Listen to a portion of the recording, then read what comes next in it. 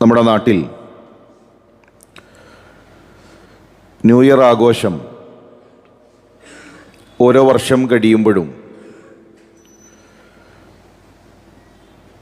കൂടുതൽ ഗംഭീരമാക്കി മുന്നോട്ട് പോവുകയാണ്. മുസ്ലിം കുടുംബങ്ങളിലും മുസ്ലിം ചെറുപ്പക്കാരിലും അതിൻ്റെ സ്വാധീനങ്ങൾ ഉണ്ടാകുന്നു. ആഘോഷങ്ങളിൽ നല്ല പങ്കാളിത്തങ്ങൾ ഉണ്ടാകുന്നു എന്നത് വളരെ ഗൗരവത്തോടുകൂടെ നമ്മൾ ആലോചിക്കേണ്ട, ചിന്തിക്കേണ്ട വിഷയമാണ്. ഡിസംബർ 31 ഒരു പ്രത്യേകത ജനുവരി 1 മതപരമായിട്ടില്ല. ഒരു പുതിയ വർഷത്തിന്, ഒരു പുതിയ മാസത്തിന് അതിനെന്തെങ്കിലും പ്രത്യേകതയോ എന്തെങ്കിലും ആഘോഷങ്ങളോ ഇസ്ലാം പഠിപ്പിക്കുന്നില്ല. ഇവിടെ നമ്മൾ ഗൗരവത്തിൽ മനസ്സിലാക്കേണ്ട ചില വിഷയങ്ങളുണ്ട്. ഒന്ന്, ജീവിതം തന്നെ സെലിബ്രേഷനായി കാണുന്ന, ജീവിതം തന്നെ ആഘോഷമായി കാണുന്ന ഒരു പുതിയ തലമുറ ജനിച്ചു വരുന്നുണ്ട്. എല്ലാം ആഘോഷിക്കുക, എല്ലാം സെലിബ്രേറ്റ് ചെയ്യുക.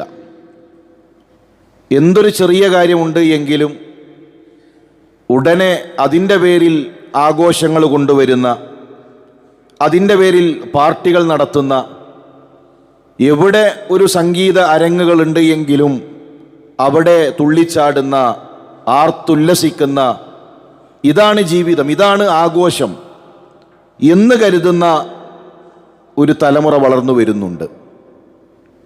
കഴിഞ്ഞ ന്യൂ ഇയറിന് 100 കോടിയിലധികമാണ് നമ്മുടെ നാട് കുടിച്ചു തീർത്തത്. ഇത്തവണ എല്ലാ അങ്ങാടികളിലും DJ പാർട്ടികൾ, സംഗീതത്തിൻ്റെ അരങ്ങുകൾ തയ്യാറാക്കി സമുദായമടക്കം തുള്ളിച്ചാടുകയാണ്. നമ്മുടെ വീട്ടിൽ നിന്ന് രാത്രി ഇറങ്ങിയ മക്കൾ സുബഹി കഴിഞ്ഞിട്ടാണ് പല വീട്ടുകളിലേക്കും തിരിച്ചെത്തിയിട്ടുള്ളത്. സ്വാലിഹായ പാട്ടുകാർ കടന്നു വരുന്നു എന്ന് പറഞ്ഞു കഴിഞ്ഞാൽ സമുദായം വിശ്വസിക്കുന്നത് ആ പാട്ടിന് കുഴപ്പമില്ല, ആ മ്യൂസിക്കിന് കുഴപ്പമില്ല. ആ മ്യൂസിക്കോട് കൂടെയുള്ള പാട്ടുകാരൻ പാടുന്നത് മക്കയെക്കുറിച്ചാണ്, മദീനയെക്കുറിച്ചാണ്, നല്ല നല്ല ആശയങ്ങളുള്ള പാട്ടുകളാണ്. അതുകൊണ്ട് തന്നെ അവർ ഉമ്മത്തിൻ്റെ പാട്ടുകാരാണ്. അങ്ങനെ ഒരു ഹലാലായ ഒരു മദ്യം അത് ഇസ്ലാമിലില്ല, ഹലാലായൊരു സംഗീതം ഇസ്ലാമിലില്ല. അതാര് നടത്തിയാലും, ഏതു പാർട്ടി നടത്തിയാലും, ഇസ്ലാം എന്ന് പറഞ്ഞാൽ പൊട്ടിമുളച്ച ഒരു ആദർശമല്ല. ഇസ്ലാമിന് പ്രമാണങ്ങളുണ്ട്. ഇസ്ലാം പ്രപഞ്ചനാഥൻ്റെ ആദർശമാണ്. ഇതിലെ ഓരോ കാര്യങ്ങളും വഹിയാണ്. ഏത് കാര്യത്തിനും ഖുർആനും ഹദീസും നോക്കണം എന്ന് പറയുന്നവർ പോലും സംഗീതത്തിൻ്റെ വിഷയത്തിൽ ഇസ്ലാം എന്തു പറയുന്നു അത് നോക്കുന്നില്ല. ഇമാം ഷാഫിയെ ഞങ്ങൾ പിൻപറ്റുന്നു എന്ന് പറയുന്നവർ സംഗീതത്തിൻ്റെ വിഷയത്തിൽ ഇമാം ഷാഫി എന്തു പറയുന്നു അത് നോക്കുന്നില്ല. ഇസ്ലാമിക പ്രമാണങ്ങളിൽ സംഗീതത്തെക്കുറിച്ച് വളരെ ഗൗരവമേറിയ താക്കീതുകളുണ്ട്. ഇതൊന്നും നോക്കാതെ ഇസ്ലാമിൻ്റെ പാട്ടുകാരായി പലരെയും ചിത്രീകരിക്കുന്ന രൂപത്തിലേക്ക് കാര്യങ്ങൾ പോകുന്നു. ഇതൊന്നുമില്ലെങ്കിൽ പിന്നെ എന്ത് ജീവിതമെന്നാണ്? ഇസ്ലാം പറയുന്നതും അത് തന്നെയാണ്, ഇത് ജീവിതമല്ല, ഇതല്ല ജീവിതം. സംഗീതവും ഈ നൃത്തവും ഈ തുള്ളലുമില്ല എങ്കിൽ എന്ത് ജീവിതമെന്ന് ചോദിക്കുന്നവരോട് ഇസ്ലാമിന് പറയാനുള്ളത് അത് തന്നെയാണ്, ഇതല്ല ജീവിതം. യാ അയ്യുഹന്നാസ്, മനുഷ്യരെ, ഇന്ന വഅദല്ലാഹി ഹഖ്ഖുൻ, അല്ലാഹുവിൻ്റെ വാഗ്ദാനം ഹക്കാണ്. അല്ലാഹു പറയുന്നത് ഹക്കാണ്. ഫലാ തഗുറന്നകുമുൽ ഹയാത്തുദ് ദുനിയ, ഈ ദുനിയാവ് നിങ്ങളെ വഞ്ചിച്ച് കളയും. ഈ ദുനിയാവിൻ്റെ പാട്ടിൻ്റെ പിറകെ, ദുനിയാവിൻ്റെ തുള്ളലുകളുടെ പിറകെ, ഇതിൻ്റെ സുഖങ്ങളുടെ പിറകെ നിങ്ങൾ പോയാൽ, ഈ ദുനിയാവിൻ്റെ ആഘോഷങ്ങളുടെ പിറകെ നിങ്ങൾ പോയാൽ, ഈ ദുനിയാവ് നിങ്ങളെ വഞ്ചിച്ച് കളയും. മരണത്തിനപ്പുറം ഒരു ജീവിതമുണ്ട്, അത് ഹക്കാണ്, അത് പുലരാനുള്ളതാണ്. എന്നാൽ ഇന്ന് പല ആളുകളും അത് മറന്നുപോകുന്നു. ഇന്ന ഹൗലാഹി യുഹിബ്ബൂനൽ ആജില ക്ഷണിതമായതിനെയാണ്, പെട്ടെന്ന് തീരുന്നതിനെയാണ് മനുഷ്യർ ഇഷ്ടപ്പെടുന്നത്. ദുനിയാവിൻ്റെ ചെറിയ ചെറിയ സുഖങ്ങൾ, ആ ചെറിയ സുഖങ്ങളെയാണ് മനുഷ്യർ അവരിഷ്ടപ്പെടുന്നത്. അതിൻ്റെ പിറകെയാണ് യുവാക്കൾ, അതിൻ്റെ പിറകെയാണ് ഭൂരിപക്ഷം ആളുകളും. പരിശുദ്ധ ഖുർആൻ പറയുന്നു, വയദറൂന വറാഅഹും യൗമൻ സഖീല, ഭാരമേറിയ ദിവസത്തിൻ്റെ കാര്യം അവർ മറക്കുന്നു.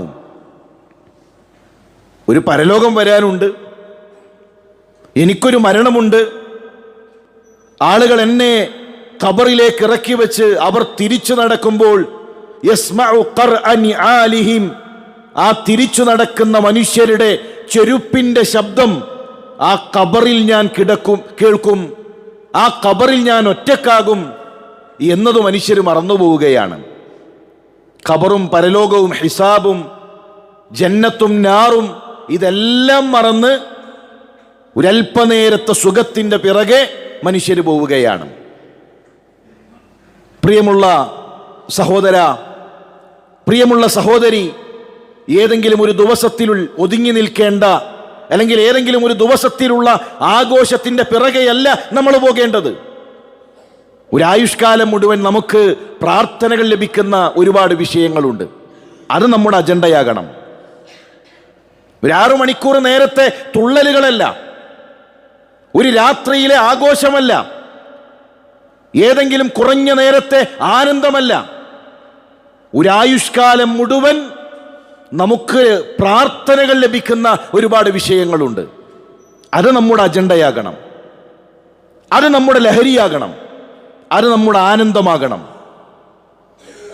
ഒരു മനുഷ്യനെ ഖബറിലേക്ക് ഇറക്കി വെച്ച് എല്ലാവരും തിരിച്ചു നടക്കുമ്പോഴും വളരെ പ്രായമായ ഒരാൾ മാത്രം ആ ഖബറിൻ്റെ അരികിൽ ഇങ്ങനെ നിൽക്കുന്നുണ്ട്. കുടുംബക്കാർക്ക് അദ്ദേഹത്തെ പരിചയമില്ല, വേണ്ടപ്പെട്ടവർ മാത്രമാണ് ഇപ്പോൾ അവിടെ ഉള്ളത്. കുടുംബക്കാർ ചോദിച്ചു, നിങ്ങൾക്ക് ഉപ്പാൻ എങ്ങനെയാണ് പരിചയം? എങ്ങനെയാണ് ഉപ്പാനെ പരിചയം? എല്ലാവരും ആ തിരക്കുകൾ പറഞ്ഞ് ഖബറിൻ്റെ അരികിൽ നിന്നിങ്ങനെ ഓരോരുത്തർ പിരിഞ്ഞു പോയപ്പോഴും നിങ്ങളിവിടെ ഇങ്ങനെ കാത്തു നിൽക്കുന്നുണ്ടല്ലോ. അദ്ദേഹം പറഞ്ഞൊരു വാക്ക്, കോട്ടക്കലിൽ നിന്ന് ഒരു ബസ് യാത്രയിലാണ് ഞാൻ ഇദ്ദേഹത്തെ പരിചയപ്പെട്ടത്. എന്നെ തൊട്ടടുത്തിരുന്നു, പരിചയപ്പെട്ടു. എല്ലാവരും മൊബൈലിൽ നോക്കിയിരിക്കുന്ന കാലത്ത്, എല്ലാവരും വാട്സപ്പിൽ തലതാഴ്ത്തി നിൽക്കുന്ന കാലത്ത് അടുത്തിരിക്കുന്ന ഒരു മനുഷ്യനോട് സംസാരിക്കുക എന്നുള്ളത് അത്ഭുതമാണ് ഈ കാലഘട്ടത്തിൽ. അദ്ദേഹം പരിചയപ്പെട്ടു, സംസാരിച്ചു. ജീവിതത്തിൽ ആദ്യമായി ആ മനുഷ്യൻ എനിക്ക് തൗഹീദ് പറഞ്ഞു തന്നു. ജീവിതത്തിൽ ആദ്യമായി ഒരു മനുഷ്യൻ എന്നോട് അല്ലാഹുവിനെ പറ്റി പറഞ്ഞു തന്നു. ഞാൻ അങ്ങനെയാണ് തൗഹീദിലേക്ക് എത്തുന്നത്. അദ്ദേഹം മലപ്പുറത്താണ് ബസ് ഇറങ്ങിയത്. ഇറങ്ങാൻ നേരത്ത് പറഞ്ഞു, എനിക്ക് ഇറങ്ങേണ്ടത് ഒതുക്കുങ്ങലാണ്, ഒരു അരമണിക്കൂർ മുന്നെയാണ്. ഞാൻ വീണ്ടും കുറച്ചു നേരം കൂടെ യാത്ര ചെയ്തത് നിങ്ങൾക്ക് അല്ലാഹുവിനെ പറ്റി പറഞ്ഞു തരാലോ എന്ന് കരുതിയിട്ടാണ്. അദ്ദേഹം മരണപ്പെട്ടു എന്നറിഞ്ഞപ്പോൾ ഈ ഖബറിനരികിൽ വന്ന് എനിക്ക് ദീനെത്തിച്ച ഈ മനുഷ്യന് വേണ്ടി പ്രാർത്ഥിക്കാൻ വന്നതാണ്. പ്രിയമുള്ളവരെ, ഒരു മനുഷ്യനെ നരകത്തിൽ നിന്ന് രക്ഷപ്പെടുത്തുമ്പോൾ ജീവിതത്തിൽ നമ്മൾ അനുഭവിക്കുന്ന ഒരു ആനന്ദമുണ്ട്. ജീവിതത്തിൽ ശിർക്കുള്ളൊരു മനുഷ്യനെ, കയ്യിൽ ചരടുള്ള ഒരു മനുഷ്യനെ, അല്ലാഹു അല്ലാത്തവരോട് വിളിച്ചു തേടുന്ന ഒരു മനുഷ്യന് തൗഹീദിൻ്റെ ആനന്ദം കൈമാറുമ്പോൾ ജീവിതത്തിൽ അനുഭവിക്കുന്ന വല്ലാത്ത ഒരു വൈകാരികതയുണ്ട്. അത് നമ്മുടെ അജണ്ടയാകണം. കുട്ടി വിശന്ന് കരയുമ്പോഴും, മക്കൾ വിശന്ന് കരയുമ്പോഴും അഭിമാനം കൊണ്ട് ഒരാളോടൊരു 100 രൂപ ചോദിക്കാത്ത, കരയുന്ന മക്കളുടെ മുഖം നോക്കി നിസ്സഹായനായി നിന്ന ഒരാളെ 2 ദിവസം മുമ്പ് പരിചയപ്പെട്ടു. അഭിമാനം കൊണ്ടാണ് ഒരാൾ മുന്നിൽ കൈനീട്ടാത്തത്. അങ്ങനെയുള്ള വീടുകൾ നമ്മുടെ ചുറ്റുപാടിലുണ്ട്. ഒരു നേരത്തെ ഭക്ഷണം എത്തിച്ചാൽ, വിശക്കുന്നൊരു മനുഷ്യന് അന്നം നൽകിയാൽ അവരുടെ ഹൃദയത്തിൽ നിന്നുണ്ടാകുന്ന പ്രാർത്ഥനയ്ക്ക്, പ്രിയമുള്ളവരെ, ജീവിതത്തിലെ ഒരു ആഘോഷങ്ങളിലും നമുക്ക് ലഭിക്കാത്ത ആനന്ദം അവിടെ നമുക്ക് കണ്ടെത്താൻ കഴിയും. ജീവിതത്തിൽ മറ്റൊന്നിനും നമുക്ക് നൽകാൻ കഴിയാത്ത ആഹ്ലാദം നമുക്കതിലൂടെ നേടാൻ കഴിയും. ഒരു സോഷ്യൽ മീഡിയ പ്ലാറ്റ്ഫോമിൽ ഒരാൾ എഴുതി ചോദിച്ചതാണ്, ഉപ്പാനെ കുളിപ്പിക്കാൻ കഴിയുന്ന ആരെങ്കിലും ഉണ്ട് എങ്കിൽ ഇതാ ഇത്ര രൂപ അവർക്ക് സാലറി നൽകാം. എന്താണ്? അയാളെ പോറ്റി വളർത്തിയ ഉപ്പയെ കുളിപ്പിക്കണം. വാർദ്ധക്യത്തിലെത്തിയിട്ടുണ്ട്, പിന്നെ വീട്ടിൽ പ്രായമായൊരു ഉപ്പയുണ്ട്, നിങ്ങൾ ആരെങ്കിലും ഒന്ന് കുളിപ്പിച്ചു തരാണെങ്കിൽ ഇത്ര രൂപ നൽകാമെന്നാണ്. അതിൻ്റെ കമൻറ്റിൽ എന്താണെന്നറിയോ? തുരുതുരാ മനുഷ്യർ വന്നിട്ട് ചോദിക്കണം, എനിക്കും വേണം, എൻ്റെ വീട്ടിലുണ്ട് പ്രായമായൊരാൾ, എൻ്റെ വീട്ടിലുണ്ട് പ്രായമായൊരാൾ, ആരെങ്കിലും കിട്ടുകയാണെങ്കിൽ പറയണം, ഞങ്ങളൊക്കെ ഈ ആവശ്യക്കാരാണ്. എത്രയോ വീടുകളിലുണ്ട് തിരിഞ്ഞു നോക്കാൻ ആളില്ലാത്ത ഉപ്പയും ഉമ്മയും. മക്കൾ കാനഡയിലാണ്, മക്കൾ യൂറോപ്പിലാണ്, അവർക്ക് ചിറക് വെച്ചു, അവർ പറന്നു. ഉപ്പയും ഉമ്മയും ഒറ്റക്കാണ്. ആ പ്രായമായവരുടെ അരികിൽ ചെന്ന് ഒന്ന് സംസാരിച്ചാൽ, നമ്മുടെ കുടുംബത്തിലെ പ്രായമായ ആ മനുഷ്യരുടെ അരികിൽ ചെന്നുകൊണ്ട് അവർക്ക് വേണ്ട കാര്യങ്ങളൊന്ന് ചെയ്തു കൊടുത്താൽ, ഒരു രോഗിയെ പരിചരിച്ചാൽ, പ്രിയമുള്ളവരെ, നമുക്ക് ലഭിക്കാനിരിക്കുന്ന പ്രതിഫലം ചെറുതല്ല. ഒരു ഡയാലിസിസ് സെന്റർ നടത്തുന്നൊരു വ്യക്തി, നൂറുകണക്കിന് ആളുകൾ അദ്ദേഹത്തിൻ്റെ ആ സേവനം ഓരോ ദിവസത്തിലും ഉപയോഗിച്ചുകൊണ്ടിരിക്കുന്നുണ്ട്. ഇതെങ്ങനെ നടന്നു പോകുന്നു എന്നതിന് അദ്ദേഹം പറഞ്ഞൊരു വാക്ക്, വലിയൊരു സാമ്പത്തികമായ ഉത്തരവാദിത്തമാണ്. പക്ഷെ ഒരു പ്രശ്നവുമില്ല, പടച്ചോന്റെ നേരെ കൈ ഉയർത്തും, പടപ്പുകളോട് ചോദിക്കും. ഇത് മുഴുവൻ നടന്നു പോകുന്നത് പടച്ചോന്റെ നേരെ ഞാൻ കൈ ഉയർത്തും, പടപ്പുകളോട് ചോദിക്കും. ഇന്നുവരെ പടച്ചോൻ കൈവിട്ടിട്ടില്ല. ഞാൻ പറഞ്ഞു വരുന്നത്, ഒരാഘോഷത്തിനും നൽകാൻ കഴിയാത്ത ആനന്ദം നമ്മുടെ ചുറ്റുപാടുകളിലുണ്ട്. ഒരു പാവപ്പെട്ട മനുഷ്യനെ സഹായിച്ചാൽ, പ്രിയമുള്ളവരെ, ഫമൻ യഅമൽ മിസ്ഖാല ദർറത്തിൻ ഖൈറൻ യറഹ്, ഒരു അണുമണി തൂക്കം നന്മ ചെയ്താൽ അത് നമ്മൾ കാണും. ഒരു നന്മയും നമുക്ക് നഷ്ടമാവുകയില്ല. അത് നമ്മുടെ അജണ്ടയായി മാറണമെന്നതാണ് പ്രത്യേകം ഓർമ്മപ്പെടുത്താനുള്ളത്. എല്ലാത്തിലും ഇസ്ലാം വേണം. യാ അയ്യുഹല്ലദീന ആമനു, ഈമാനുള്ളവരെ, ഖുർആന്റെ വിളിയാണ്, ഈമാനുള്ളവരെ, ഉദ്ഖുലൂ ഫിസ്സിൽമി കാഫ, ഇസ്ലാമിലേക്ക് നിങ്ങൾ പൂർണ്ണമായി പ്രവേശിക്കണേ. നിസ്കാരത്തിന് മാത്രം ഇസ്ലാം, നോമ്പിന്റെ സമയത്ത് മുസ്ലിം, ഹജ്ജിന്റെ സമയത്ത് മുസ്ലിം, ആഘോഷങ്ങളിലോ? ആഘോഷങ്ങളിൽ ഇസ്ലാം ഇടപെടേണ്ടതില്ല. ആഘോഷം എൻ്റെ ഹവക്കനുസരിച്ച്, ആഘോഷം എൻ്റെ തോന്നലുകൾക്കനുസരിച്ച്, എൻ്റെ കുടുംബത്തിലെ കല്യാണം എൻ്റെ തോന്നലുകൾക്കനുസരിച്ച്, എൻ്റെ കുടുംബത്തിലെ പ്രോഗ്രാമുകൾ സമുദായത്തിനും നാട്ടുകാർക്കും ഒപ്പിച്ച്. ഖുർആൻ പറയാണ്, യാ അയ്യുഹല്ലദീന ആമനൂ, ഈമാനുള്ള മനുഷ്യരെ, ഉദ്ഖുലൂ ഫിസ്സിൽമി കാഫ, നിങ്ങളുടെ ഏതു മേഖലകളിലും നിങ്ങൾ ഇസ്ലാമിലേക്ക് പ്രവേശിക്കണേ. വലാ തത്തബിഉ ഖുതുവാതി ശൈത്താൻ, എന്നിട്ട് എന്താ പറഞ്ഞത്? ശൈത്താനെ നിങ്ങൾ പിന്തുടരരുത്. ശൈത്താൻ വരും, നമ്മളെ സ്വർഗത്തിന്റെ വഴിയിൽ നിന്ന് തെറ്റിക്കാൻ പിശാചു വരും. അവന്റെ വഴികളിലേക്ക് നിങ്ങൾ പോകരുത്. ഇന്നഹു ലക്കും അദുവ്വും മുബീൻ, വ്യക്തമായ നിങ്ങളുടെ ശത്രുവാണവൻ. അതുകൊണ്ട് വളരെ ഗൗരവത്തോടുകൂടെ ഇത്തരം വിഷയങ്ങളെ നോക്കിക്കാണണം. അള്ളാഹു ഇസ്ലാമിലേക്ക് പൂർണ്ണമായി പ്രവേശിക്കുന്ന നമ്മുടെ മുഴുവൻ കർമ്മങ്ങളും ഇസ്ലാമിനനുസരിച്ച് ക്രമീകരിക്കുന്ന ഭാഗ്യവാന്മാരിൽ നമ്മെ ഉൾപ്പെടുത്തി അനുഗ്രഹിക്കട്ടെ.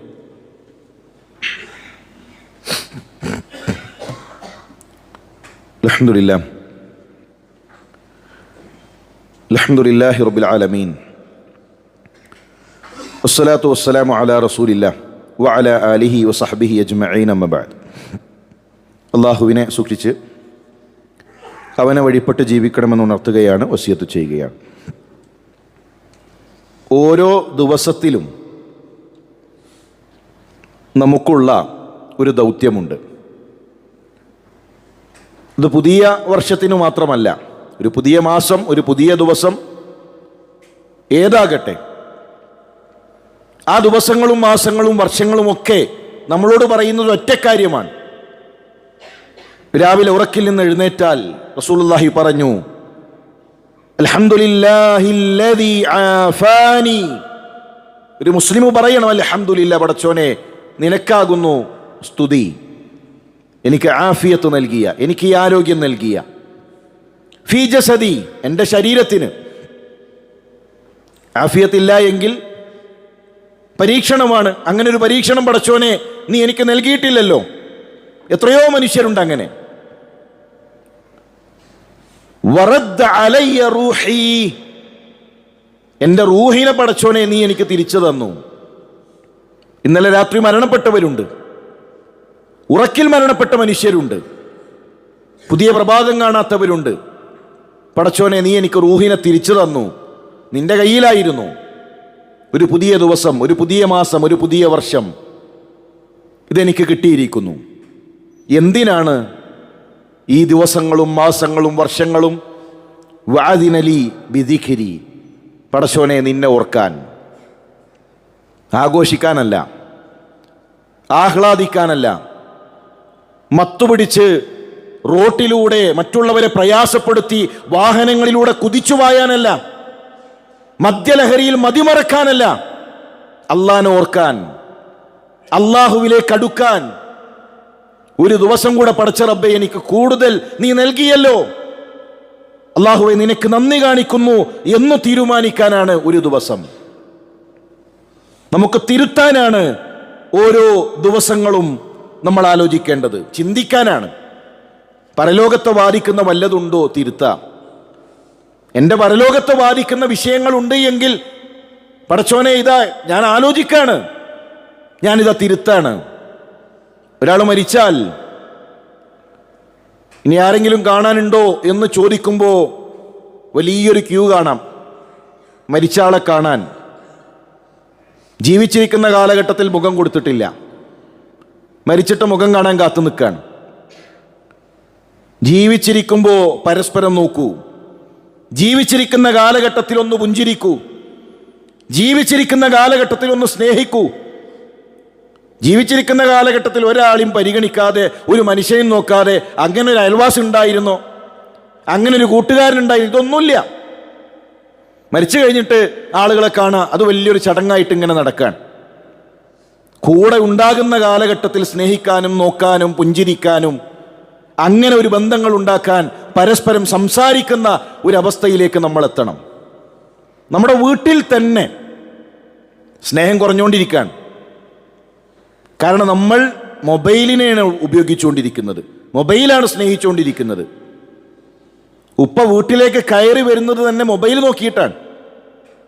ബെല്ലടിച്ച് കയ്യിലാ മൊബൈലും പിടിച്ച് അയാൾ ഇങ്ങനെ വീട്ടിലേക്ക് കയറി വന്ന് റൂമിലേക്ക് പോകുന്നു.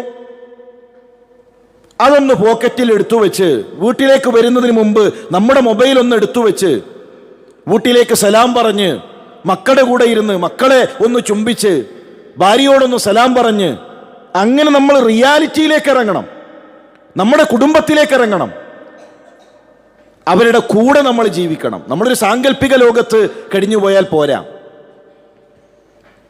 അങ്ങനെ ചില തിരുത്തലുകൾ, അങ്ങനെ ചില ആലോചനകൾ നമ്മുടെ ജീവിതത്തിൽ ഉണ്ടാകണം. പള്ളിയിലേക്ക് വരുമ്പോൾ പോലും മൊബൈലാണ്. എന്തിനാണ് പള്ളിയിലേക്ക് വരുമ്പോൾ ഒരു മൊബൈൽ? വീട്ടിൽ നിന്ന് നടന്നു വരുന്ന തൊട്ടടുത്ത് വീടുള്ളവർ അതവിടെ വെച്ച് ഇനി ഇബാദത്തിന്റെ സമയമാണ്. സിട്ടികളിൽ നിന്നൊക്കെ എൻ്റെ ബന്ധം മാറ്റി, മറ്റുള്ളവരിൽ നിന്നൊക്കെ എൻ്റെ ബന്ധം മാറ്റി ഞാനിതാ എൻ്റെ റബ്ബുമായുള്ള മുനാജാത്തിലേക്കാണ് വരുന്നത്. യാത്രക്കാരുണ്ടാകും, മൊബൈൽ എപ്പോഴും കൊണ്ട് നടക്കുന്നവരുണ്ടാകും. പക്ഷെ തൊട്ടടുത്തുള്ള വീട്ടിൽ നിന്ന് നിസ്കരിക്കാൻ പള്ളിയിലേക്ക് വരുമ്പോൾ ആ മൊബൈലും പോക്കറ്റിലിട്ട് വെച്ച് വരേണ്ട എന്താവശ്യമാണ് നമുക്കുള്ളത്? നമസ്കാരം അള്ളാഹുവിനുള്ള സമയമാണ്. എന്നിട്ട് നിസ്കാരം കഴിഞ്ഞ ഉടനെ മൊബൈൽ എടുക്കണം, എന്നിട്ട് വാട്സപ്പ് നോക്കണം. ഏതെങ്കിലും മനുഷ്യന്മാരെന്നോട് മിണ്ടിയിട്ടുണ്ടോ? ഏതെങ്കിലും മനുഷ്യന്മാരെന്നോട് സംസാരിച്ചിട്ടുണ്ടോ? പ്രാർത്ഥന കേൾക്കുന്നൊരു റബ്ബുണ്ട്. ആ റബ്ബിനോടൊന്ന് പ്രാർത്ഥിക്കാൻ, റബ്ബിനോടൊന്ന് ദിക്റ് ചൊല്ലാൻ, ഒരു 2 റക്അത്ത് സുന്നത്ത് നമസ്കരിക്കാൻ, ഇതിനൊന്നും നമുക്ക് സമയമില്ല. അങ്ങനെ ചില എഡിറ്റിങ്ങുകൾ ഒന്ന് ആലോചിക്കാൻ, പുതിയ ചിന്തകൾക്ക് പുതിയ വർഷം കാരണമാക്കണം. അങ്ങനെ നമ്മൾ എഡിറ്റ് ചെയ്യേണ്ട നമ്മുടെ കുടുംബത്തിൽ, നമ്മുടെ സ്വഭാവത്തിൽ, നമ്മുടെ ഇബാദത്തുകളിൽ നമ്മൾ എഡിറ്റ് ചെയ്യേണ്ട വിഷയങ്ങൾ ആലോചിച്ച് അങ്ങനെ ക്രമീകരിച്ചു പോകാൻ നമുക്ക് സാധിക്കണം. അള്ളാഹു അതിനുള്ള തൗഫീക്ക് നൽകി അനുഗ്രഹിക്കട്ടെ.